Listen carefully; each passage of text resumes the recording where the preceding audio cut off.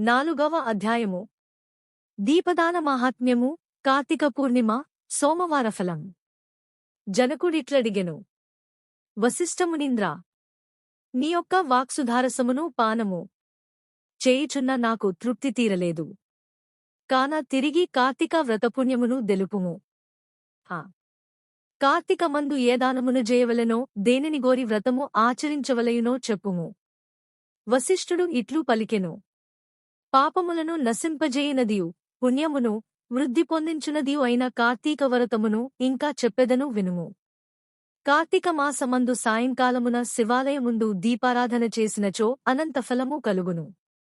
కార్తీక మాసమందు శివాలయములో గోపురద్వారమందును శిఖరమందును ఈశ్వర లింగసన్నిధియందును దీపారాధన చేసిన ఎడల సమస్త పాపములు నశించును. ఎవడు కార్తీక మాసమందు శివాలయంలో ఆవునేతితోగాని నేతితోగాని నువ్వుల నూనెతోగాని విప్పనూనెతోగాని నారింజనూనెతోగాని భక్తితో దీపసమర్పణము చేయునో వాడే ధన్యుడు, వాడు ధర్మజుడు ధర్మాత్ముడును అగును. పూర్వోక్తములైన నూనెలు సంభవించి నచో ఆముదముతోనైనా దీపమును సమర్పించిన ఎడల పుణ్యవంతుడగును. కార్తీక మాసమందు శివాలయములో మోహము చేతగాని బడాయికిగాని భక్తితోగాని దీపమిచ్చువాడు శివప్రియుడగును. సందేహము లేదు. పూర్వకాలమందు పాంచాల దేశమందు కుబేరునితో సమానమైన యొకరాజుగలదు. సంతానము లేక గోదావరి తీరమందు తపస్సు చేసెను. గోదావరి స్నానార్థమై పైపల మహాముని అచ్చటికి వచ్చి చూచి, రాజా, ఎందుకు తపస్సు చేయుచున్నావని అడిగెను. ఆ మాట విని రాజు, మునీశ్వరా, నాకు సంతానము లేదుగాన సంతానము కొరకు తపస్సు చేయుచున్నానని చెప్పెను. బ్రాహ్మణుడు రాజుతో ఇట్లు పల్మెను, రాజా, భక్తితో బ్రాహ్మణులను శివుని సంతోషపెట్టుము. అట్లైన ఎదల నీకు పుత్ర సంతానము కలుగును. ఇట్లు పైపలముని చెప్పగా ఆ రాజు విని ఆనంద సాగరమగ్నుడై సమస్కరించి ఇంటికి వెళ్లి స్నానము చేసి అలంకృతుడై శివప్రీతిగా దీపదానములను చేసెను. పిమ్మట ఆ పుణ్యము చేతనే రాజుభార్య గర్భవతియై 10వ మాసమున 2వ సూర్యుడువలె ప్రకాశించెడి ఒక పుత్రుని గనెను. ఆ రాజు విని అధికానందమును బొంది, కార్తీక మాహాత్మ్యము సత్యమైనది, ఈ కార్తీక వ్రతము ధర్మార్థకామ మోక్షములనిచ్చును. సమస్త భూతములకు కార్తీకమాసము శుభప్రదము అని వదించెను. తరువాత రాజకుమారునకు శత్రుజిత్ అను నామకరణము చేసి బ్రాహ్మణులను గోభూదానాదులతో పూజించెను. తరువాత బాలుడు క్రముగా వృద్ధినొంది యౌవనవంతుడై సూరుడై సుందరుడై వేశ్యాసంగ లోలుడై అంతట తృప్తిలేక పరస్త్రీలేందో ఆసక్తి గలిగి ధనాధికమునిచ్చి వారిని లోబరుచుకుని సంభోగించెడివాడు. ఇది తగదని చెప్పిన గురువులను బ్రాహ్మణులను ధిక్కరించి జాతిని విడిచి జాతి సంకరకారకుడై దేవప్రతి మను నిందించుచు కఠినముగా మాట్లాడుచు నిరంతరము కత్తిని చేత ధరించి అడ్డము వచ్చి వారిని హింసించుచు అన్యాయమార్గవర్తనుడై యుండెను. ఇట్లుండగా ఆ గ్రామమందొక బ్రాహ్మణోత్తముని భార్య బహు చక్కనిది, సింహము యొక్క నడుము వంటి నడుముగలది, పెద్ద కన్నులు గలది, పెద్దవైన పిలుదులును కుచములను గలదియు, అరటి స్తంభముల వంటి తొడలు గలదియు, చిలుకకువలే సుస్వరమైన వాక్కు గలదియు, మన్మథోద్రేకముగలదై యుండెను. ఆ రాజకుమారుడు అట్టి విప్రభార్యను జూచి దాని సౌందర్యమునకు సంతోషించి దానియందాసక్తిగలవాడాయను. బ్రాహ్మణుని భార్యయు రాజకుమారునందా శక్తిగలదాయను.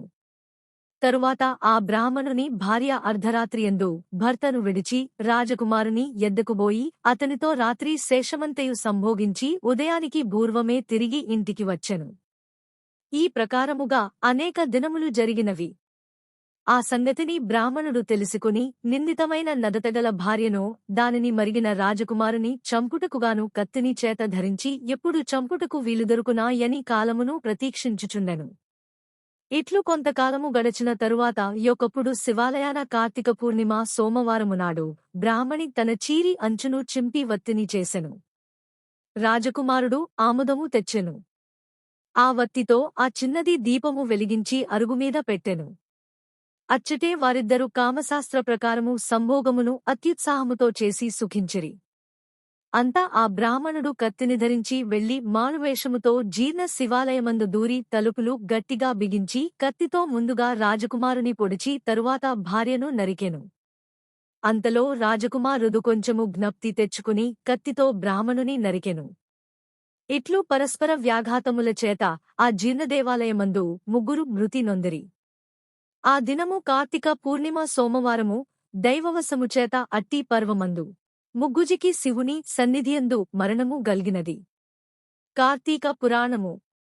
అంతలో పాశహస్తులై యమకింకరులు వచ్చిరి. అంతలోనే రుద్రుని నేత్రాలతో భయమునిచ్చువారై శివకింకరులను వచ్చిరి.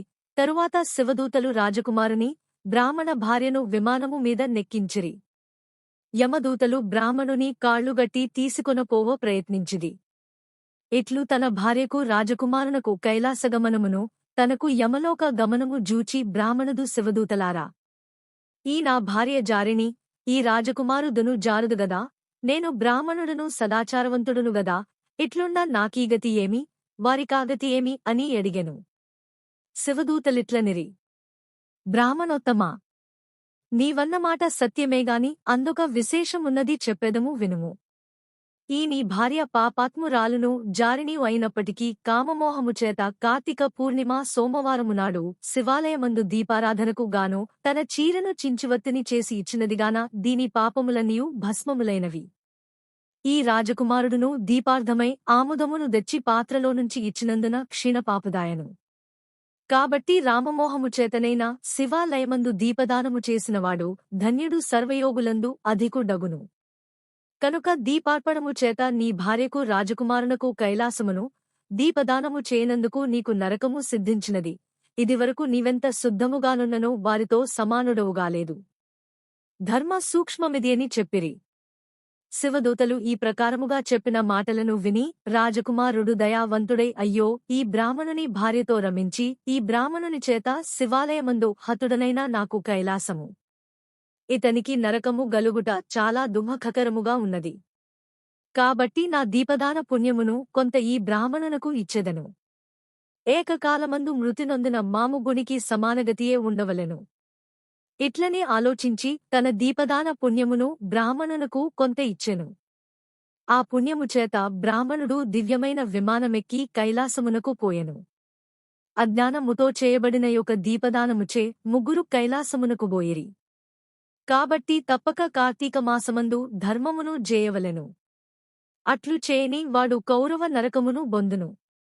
కార్తీక మాసమందు నిత్యము శివాలయమందుగాని విష్ణువాలయమందుగాని దీపమాలను సమర్పించిన ఎడల దీదానపుణ్యముతో జ్ఞానమును బొంది తద్వారా పునరావృత్తిరహిత మగు మోక్షమునందును సందేహము లేదు. కార్తీక మాసమందు పారసన్నిధిలో స్త్రీలుగాని పురుషుడుగాని తన శక్తి కొలది దీపార్పణము చేసిన ఎడల సర్వపాపనాశనము కలుగును. కాబట్టి నీవును శివాలయమందు కార్తీకమాసమున దీపముల పంక్తి సమర్పించుము.